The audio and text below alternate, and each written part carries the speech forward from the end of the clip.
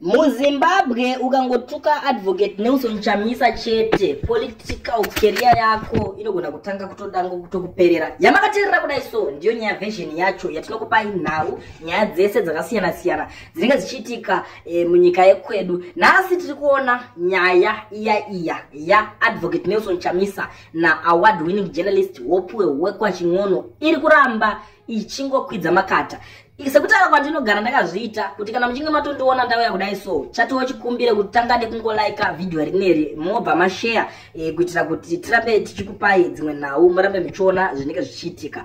Nhasi tiri kuona former ZANU-PF MP uyo killer weKwaZivu ari kuatakawo Hope Wekwa Chingono nenyaya yakanetsa nenyaya yekutukana nekublokana na Advocate Nelson Chamisa yakanga iri kuitika muzuva nezuro. So iko zvinezvi tikuona Hope Chingono zvinhu zvave kumutsimbirira kubva paakangobuda achituka Advocate Nelson Chamisa. Zvinhu hazvina kuzombobvira zvakamurerukira kana kuti zvakamuitira nyore. So ndiri kuona kila ukazivu ari kuti this individual uses social media to make a living by provoking the system, getting arrested and soliciting donations. Having achieved Aslam, he is now targeting Chamisa to secure funding for a potentially fake alternative party. Ndo nyaya iri kubuda iri kutaurwa na kila weKwaZivu achiataka Hope Wekwa Chingono uyo akanga aatakana nekublokana na Nelson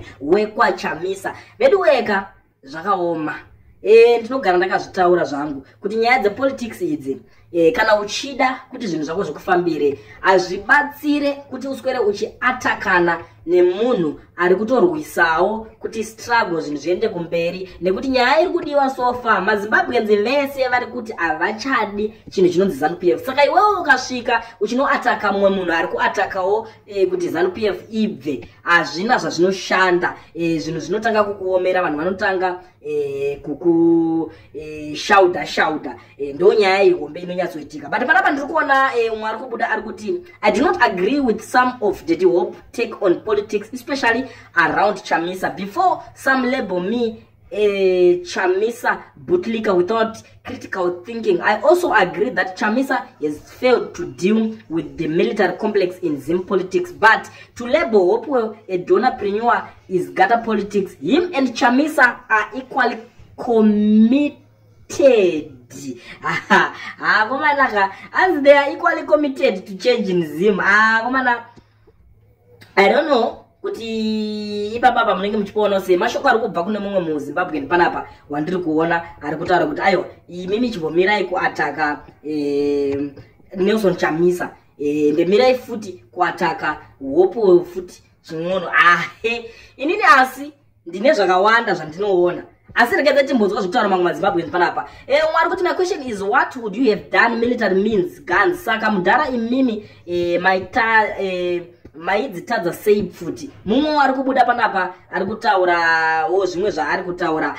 Unoziva kuti nyaya yeKwaChamisa ika hama dzangu handione ichipera zvakanaka. I agree with you pakuti Hope haasapoti munhu anotaura chokwadi sezvachiri. Zvekuti Chamisa want change, I doubt. I wasted my time voting for him thinking ane plan. Vamwe vave kubuda vachiratidza kunge vari kuda kurasa Hope, vari kuti aiwa takarasa nguva takatambisa mukana nekuvhotera Chamisa. Asi inini handibhilieve kuti ichokwadi ichocho, nekuti Chamisa akaitawo zvaakakwanisa kuenda kunomiririra maZimbabweans, vanhu vakanokasta mavotes avo. Vanhu ndivo vasina kuzokwanisa kuda kubuda vachidefenda vote like what happened in Mozambique. Vamwe vakazobuda vakati isusu tiri kuda kumira neopposition yedu, asi makazoona iko zvinezvi opposition yekuMozambique vakatotaurirana dialogue yavo zvikatobuda mushe zvinhu zvakutoendeka kuMozambique. Makazoona Valentine Mondlane achinotaura nevakomana veRenamo. Saka muona kuti kuZimbabwe manje hapana akada kuzonge akunomira naChamisa wacho, vakangomusiya akadaro. Mumwe ari kubuda ari kutaurawo panapa kuti zvoni he is a content creator. He doesn't give a rat's ass about Zimbabweans. He proposed a war against the regime, yet he ran away from the country like a coward. Hope is just a keyboard warrior making money from political content. Ndo mashoko mamwe atiri kubuda atiri kuona ari kutaurwa panapa kuti Hope Chimwono munhu wekuti ari kungomeka mari necontent yepolitics chete. Ndogara ndichikutaurirai hama dzadiwa hede. Ukaona zvinhu zvakadai so ukaziva kuti pakutoshata panapa. Ukaona wakunzi iwe uri content creator, ino zuro ndizuro pakatanga kubuda imwe nyaya panapa.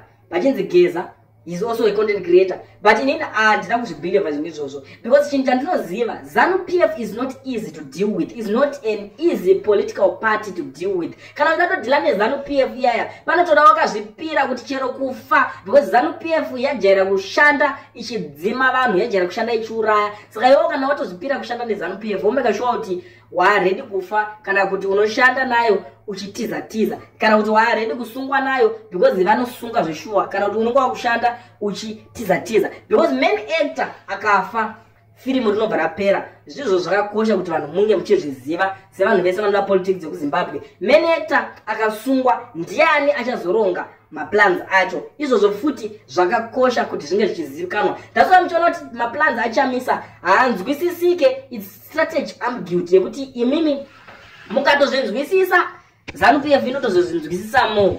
ZANU-PF ikabvira kudhara ichingodyara vanhu ichiti endai munokonzesa confusion ikoko, endai munovarakasa pasocial media ipapo, endai munodai.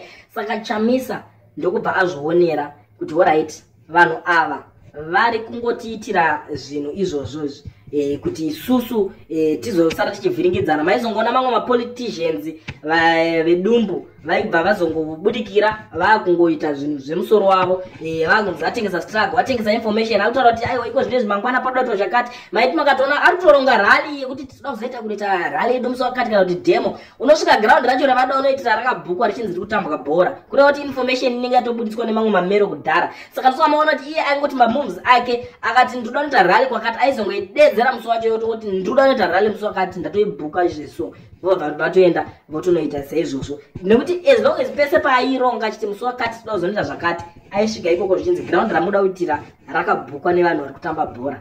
Motoona kuti vaZimbabweans vandone vanhu vekuti vanovhiringidza zvinhu zvakanyanya. Ndiri kuonawo panapa ari kuti how perspective killer Ziv reminds me of Bob saying about Professor Love Maduku kana angochoboka achida mari otora placard uyo mustreet hands demo akarobwa nemapurisa omhanya kuUK or US onoti mazvoonaka no democracy in Zim, onzi sorry vomupa mari zvake zvaita. Ndo nyaya imwe iri kufananidzwa naHope Chimwono panapa kuti iye akuda kurova yekunzi yaitaurwa naBobo yainzi yaitwa naMaduku yekuti vaingoti vakangoona kuti vakangodai vomhanya ikoko vosvika voti tipei mari, achitorarama achitorova strategy dzake dzakadai so. But ndiri kuonawo vamwe vari kudefenda Hope Chimwono, vari kuti his journalist and getting arrested, getting asylum and getting donations is part of the job he does. He has done nothing but expose corruption and hold leaders to account, including those in opposition parties, and if he so choose to be a political, it's his right. Mashoko mamwe ari kubuda panapa kuti aiwa Hope Chimwono musiyei akadaro zvaari kutoita izvozvo zviri right. Mumwe ari kuti Hope anongoudza Chamisa chokwadi and it pains those who see him as their messiah. Iye atoriwo munhu anoresvawo. Mamwe mashoko ari kubuda kuti Hope hanzi anotaura chokwadi, asi zvinhu izvi zvinorwadza vanhu vanoona Chamisa kunge ndiye mwari wavo. Ameno kuti iyoyi munoionawo sehama dzadiwa. Mumwe inyaya ari kubuda ari kutaura nezvayo. Mwari kuti his criticism targeting Nero isn't bad, he is just doing his job. Leaders must be scrutinized, by so doing they keep their lies under check. Inonetsa iyi. Inini zvangu I don't believe kuti Nelson Chamisa anonyeba, because I can't prove it kuti aiwa Chamisa apa kunyebera zvakati aiwa. Mapoliticians hanzi anonyeba. Even though kana chiro zvikanzi Chamisa wacho anonyeba, Chamisa tichazokwanisa opozawo kana atonga nyika akutonga ndo patichaona kuti aiwa vaChamisa makati promise kuti muchatipa mabasa musati mabuditsa apa vanhu kuti vanenge vachitraya ma strategies ese vanenge vachitaura let's do this strategy tikadai so tinobudirira mova masvika motanga kuti takuquestiona ma strategy ori kutaura. Sometimes it doesn't make sense because munhu achiri kuda kuti apindewo anoita izvozvo zvematongerwo enyika. Mwari kubuda ari kuti it's crazy how as soon as we started to get hard question, we immediately become just like ZANU-PF, thinking anyone who opposes is a paid agent by protecting Chamisa and shielding him from accountability. we are just like Varakashi. Amendo, ini zvangu panongonzi Varakashi. I don't like the word Varakashi because how come kuti munobuda muchizviti Varakashi muri memene muchitonga nyika. That is the reason why I don't like ZANU-PF sekugara tichingotaura kuti isusu chinja tisingatodi ZANU. Ndikanzwa munhu wese anongoti ZANU-PF pasinayo tagara tinomusapota nditi mwari kuti while Chamisa has been paid to keep opposition under Lee Shaba's father, Hopewell has been paid by ZANU-PF to lambast Chamisa in attempt to force him into working with them to unseat ZANU-PF. He is angry that Chamisa is in the pockets of A and he has refused to help. Ukaona pane ZANU-PF ndo yana Jonathan Moyo Kasukuere nevamwe vanhu vari kunzi ndo vari kutarisirwa kunzi vari kushandisa Chamisa. And ZANU-PF ndo imwe yacho inenge ini izvozvo pane two groups dzine zikurwa factionalism neimwe team G40 yakabuda. Saka pari kunzi ipapo ndo pari kuunganidzwa mari kuti vakapa Chamisa pressure anozouya otanga kuda kunoshanda navo kuti vazobatsirana kuti vange vachienda kunobvisa ZANU-PF. Inyaya yatiri kusangana nayo iri kutaurika panapa amadzadiwa zvakakosha kuti mukoite muchikomenda muchitaura kuti nyaya yacho muri kuiona sei nekuti iyi nyaya idzi pakaipa. You summed it up well. He wants donor funds to pretend as if he is working hard for the people. Ari kuda kutenga imwe imba ku UK mashoko mamwe ari kubuda akomana idzi nyaya dzatizoti imbopaiwa vanhu panyaya version dzimba idzi kani imbopaiwa vanhu panyaya version inga atisutoziva kuti kune mari dziri kubuda vedu wega ende zvakaoma vedu asi isusu tichingoramba tichingodefenda struggle kumberi nekuti nyaya iyi yakafirwa hatikwanise kuti tione kunge pamwe mumwe munhu achipuwa mari achidya atesha tadakaida kuipirwa mumwe ari kuti he is not an Aslam beneficiary. He studied there and obviously got a residential visa. Bambo garai ikweyo ku Edland. Not everyone is an Aslam seeker. Mashoko mamwe ari kubuda kune mumwe munhu ari kutsura kuti ayo mirai kutuka hupo muchimuti Aslam seeker nekuti ndo akadzidza saka akagara akapiwa mapepa ikoko. Kumanaka mwari kuti munonyeba Hopo has done more than the opposition ever since Tsvangirais death.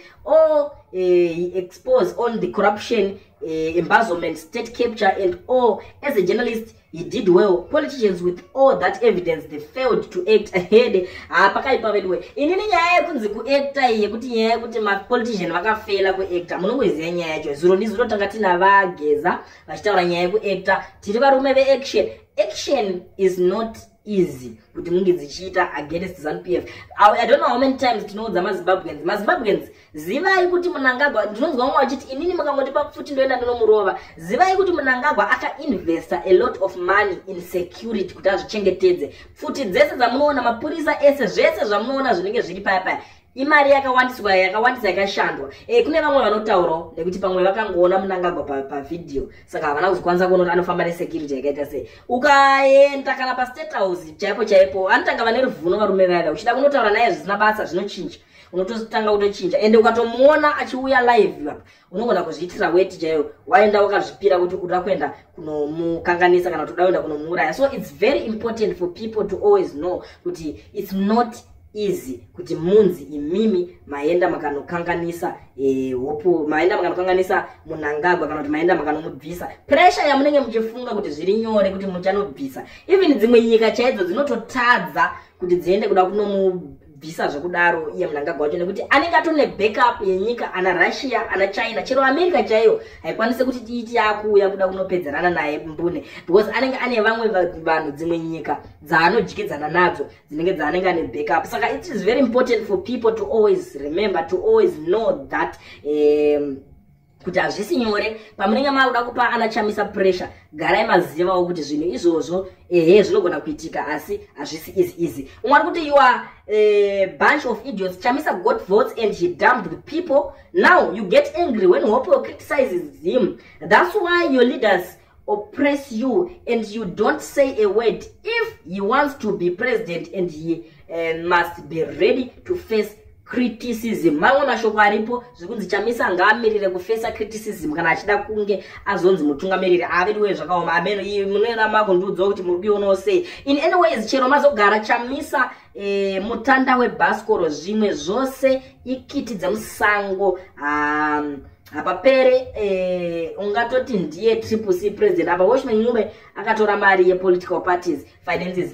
Iko zvinezvi ndo imwe nyaya yakunetsa vanhu kuti vanhu muri kucriticize Chamisa akati ndakusiyira political party yacho tongaitone vanhu vakuramba chingoti nangana Chamisa. And I meno kuti kangani tichionesana nekuudzana kuti kana muchida kupopotera vanhu ngatirwisanei neZANU PF, ngatirwisanei nevanhu vari kuita war, vari kuita corruption, pane kuti tiswere tichirwisana naNelson Chamisa kuti aidawo kufaitira kuchange kuti zviite vakamuita zvese vana veZimbabwe havana kukwanisa kuda kuzvinotisa. And dai akabuda achida kutaura mamwe mashoko zvaigona kutowedzera kumuomera futi nekuti icho kwadi kuti maZimbabweans pachawo vanhu vekuti makawadi kana takamatarisa. Saka unoziva zvinoita makawadi vanokushidzira kuti ita zvakati pazvinozoitika zvazooma vanotanga kutaura kuti zvoni sorry iko zvinezvi sekutanga kwati kutoita tina mumwe journalist arimo mukati akasungwa vaMhlanga Blessed Mhlanga asati abuda Blessed Mhlanga asi iko zvinezvi